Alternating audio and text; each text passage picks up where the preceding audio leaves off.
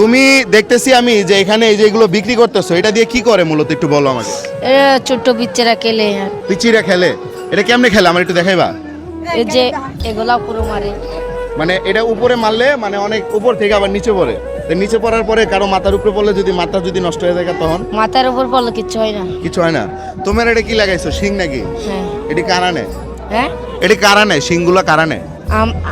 বড়রা নেয় না ছোটরা নেয়? ছোটরাও নেই বড়রাও নেই। বড়রা নেয় ছোটরা নেয়। কত টাকা পিস এগুলা? 40 টাকা। 40 টাকা। এটা বিক্রি করলে লাভ কয় টাকা থাকে? 20 টাকা। হ্যাঁ 20 টাকা। 20 টাকা লাভ থাকে। বাহ, অর্ধর দিলাম। বাহ বাহ বাহ। প্রতিদিন ইনকাম হয় কত?